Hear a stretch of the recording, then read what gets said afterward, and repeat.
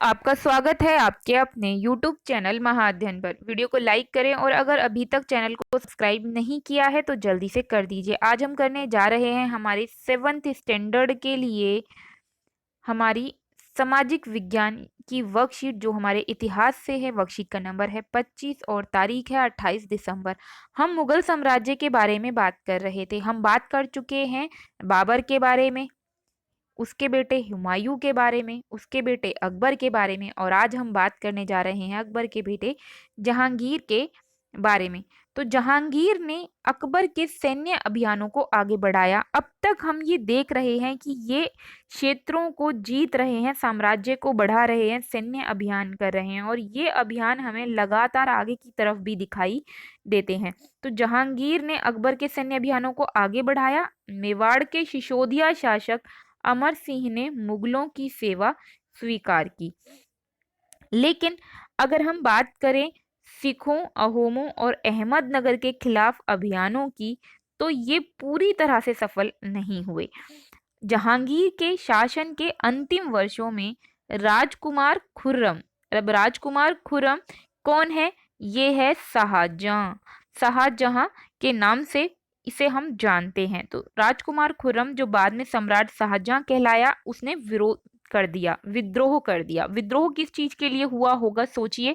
ये विद्रोह हुआ शासन करने के लिए या राज गद्दी के लिए, सम्राट बनने के लिए।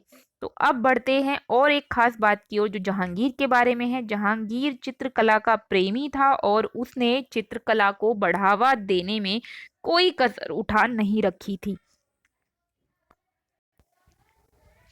जहांगीर ने मेहरुन्निसा नाम की स्त्री से विवाह किया और ये विवाह किया था 1611 में। और यही मेहरुन्निसा को हम नूरजहां के नाम से जानते हैं। नूरजहां का खिताब दिया, मतलब ये नाम मिल गया। नूरजहां हमेशा जहांगीर के प्रति वफादार रही और समय समय पर जहांगीर को सहयोग देती रही। नूरजहां के सम्मान में जहांगीर ने चांदी के सिक्के जारी करवाए। क्योंकि नूरजहां जहांगीर के प्रति वफादार है, जहांगीर नूरजहां की बहुत रिस्पेक्ट करता है, और इसीलिए उसने उसके नाम से सिक्के चलवाए, और ये सिक्के चांदी के सिक्के थे। और इस सिक्के पर एक तरफ जहांगीर का खिताब उत्कीर्ण था और दूसरी तरफ रानी नूरजहां का नाम लिखा हुआ था, और उस पर दस्तावेज पर जो लिखा गया था वो यहाँ पर हमें बताया गया है। ये मोहर चौकोर थी, ये आपको ध्यान रखना है, क्योंकि मोहरें गोल भी होती हैं, चौकोर भी होती हैं, आयताकार भी होती हैं। तो ये चौकोर मोहर थी। उदात और महान महारानी नूरजहां पादशाह बेगम का आदेश, ऐसा उस पर लिखा हुआ था। गोल मोहर के अनुसार शाह जहांगीर के प्रताप से महारानी चंद्रमा जैसी वैभवशाली बन गई। हम कामना करते हैं कि नूरजहां पाशा इस युग की सर्वोत्तम महिला बने। तो ये हमने पढ़ा कि वहां पर क्या क्या लिखा हुआ था। तो ये थी सारी बातें उस खास सिक्के के बारे में और जहांगीर की पत्नी के बारे में। अब बात कर लेते हैं जहांगीर के पुत्र खुर्रम यानी कि शाहजहां के बारे में, जो बना अगला बादशाह और सम्राट। अब हम बात करें कि ये सभी सैन्य अभियान चला रहे थे, ये हमने बात की ही, अब ये भी मैंने आपको बताया भी। शाहजहां ने भी यही किया। शाहजहां ने दक्कन में अभियान किए, यानी दक्षिण भारत की तरफ अभियान किए। अफगान अभिजात खान जहान लोदी ने विद्रोह कर दिया और वह पराजित हुआ। कौन पराजित हुआ? शाहजहां। अब हम बात करें अहमदनगर के विरुद्ध अभियान किया, सैन्य अभियान, और इस अभियान में बुंदेलों की हार हुई। ओरछा पर शाहजहां का कब्जा हो गया, यानी कि ये सफल अभियान है। उत्तर पश्चिम में बल्ख पर कब्जा करने के लिए उजबेगों के विरुद्ध अभियान हुआ और ये हुआ असफल, यानी कि ये जगह हाथ से चली गई। परिणाम स्वरूप कांधार सफाविदों के हाथ में चला गया। 1632 में अंततः अहमदनगर को मुगलों के राज्य में मिला लिया गया और बीजापुर की सेनाओं ने सुलह के लिए निवेदन किया। तो अहमदनगर तो जीत लिया और जो बीजापुर है उनकी सेनाओं ने भी सुलह करने के लिए हथियार डाल दिए। अब बात करें 57 से 58 की, तो इस समय शाहजहां के पुत्रों के बीच में उत्तराधिकार को लेकर झगड़ा होने लगा। राजा मैं बनूंगा या मैं बनूंगा, क्योंकि हमने अभी अभी पढ़ा कि शाहजहां ने भी विद्रोह किया था और उसके बाद वो राजा बना। अब उसके बेटे आपस में लड़ाई कर रहे हैं और इस लड़ाई में जहाँ शाहजहां के 4 बेटे थे, 4 बेटों में से जो सबसे छोटा बेटा था औरंगजेब, उसे विजय मिली और वो बना सम्राट, और बाकी के जो बेटे थे उन सभी को औरंगजेब ने युद्ध में मार दिया। और इस तरीके से दारा शिकोह सबसे बड़े बेटे का नाम है जिसे शाहजहां राजा बनाना चाहता था। वो दारा शिकोह भी मारा गया और उसके बाकी के उसे मिलाकर जो अन्य भाई हैं, ये मतलब कुल 3 और भाई जो हैं वो मारे गए। अब बढ़ते हैं आगे की तरफ। सबसे पहले इंक इरेज कर देते हैं। सबसे पहले एक एक्टिविटी है यहाँ पर, और मुगल सम्राट शाहजहां को उनकी स्थापत्य कला, इमारत व वास्तुकला की उपलब्धियों के लिए अधिक याद किया जाता है। तो हमें करना क्या था? हमें करना ये था कि हमें इन स्मारकों के विषय में जानकारी इकट्ठी करनी थी। तो चलो फटाफट से ये जानकारी हम दे देते हैं। मेरी तरफ से इसका उत्तर है आपके लिए ये कि शाहजहां ने निम्नलिखित इमारतों का निर्माण निर्माण करवाया। पहला आगरा का ताजमहल, जो कि विश्व की 7 अजूबा इमारतों में से एक है, और वहीं पर 1983 में इसे यूनेस्को ने विश्व धरोहरों के रूप में शामिल कर लिया था। फिर हम बात करते हैं लाल किले की, जो कि दिल्ली में ही है, लाल पत्थरों से बना हुआ है और इसे शाहजहां ने अपने रहने के लिए बनवाया था।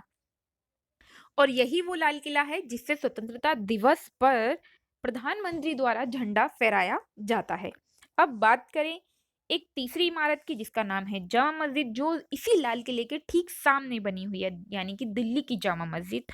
ये लाल और संगमरमर के पत्थरों से बनी हुई है और साथ में इसका निर्माण करवाया गया था 1656 ईस्वी में। साथ में मैंने आपको ये बता ही दिया है। इसके अलावा भी इमारतें हैं जो शाहजहां ने बनवाई और हमारे जानकारी के तहत वो बहुत प्रसिद्ध भी हैं। आप उन्हें इनका नाम सुना ही होगा। आगरा का किला, आगरा की जामा मस्जिद, मोती मस्जिद, ये सभी शाहजहां द्वारा बनवाई गई थी, जो उत्कृष्ट इमारतें हैं। अब बढ़ते हैं आगे की तरफ। हमसे कुछ प्रश्न पूछे गए हैं। पहला प्रश्न है शाहजहां के विजय अभियानों पर एक नोट लिखना है।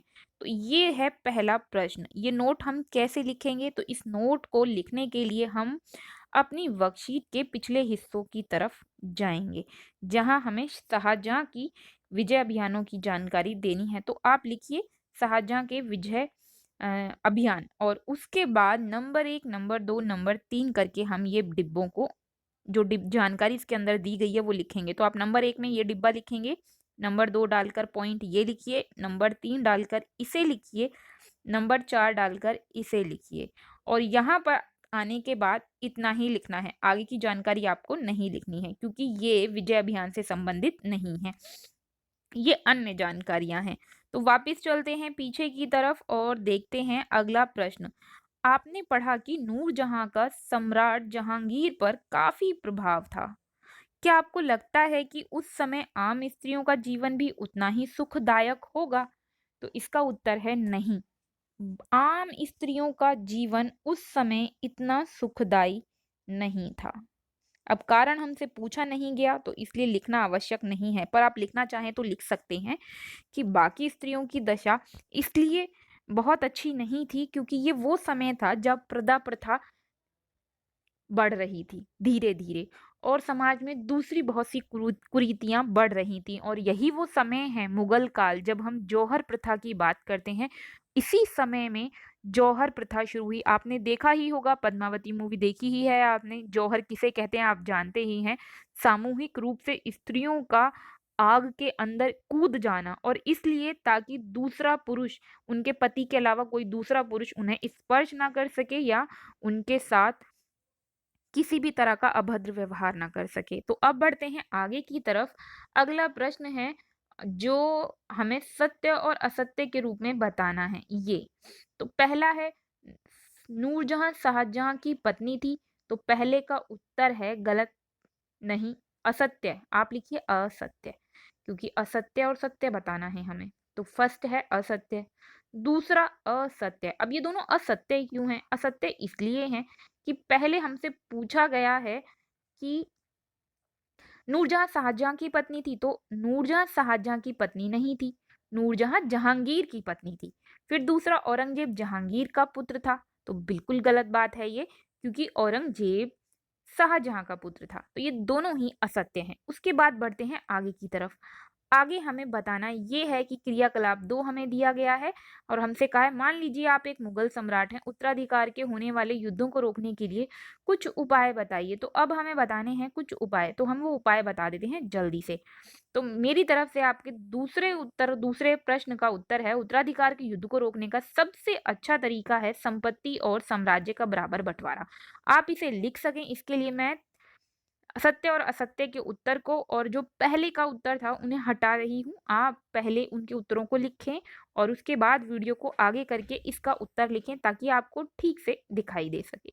उत्तराधिकार के युद्ध को रोकने का सबसे अच्छा तरीका है संपत्ति और साम्राज्य का बराबर बंटवारा कर देना।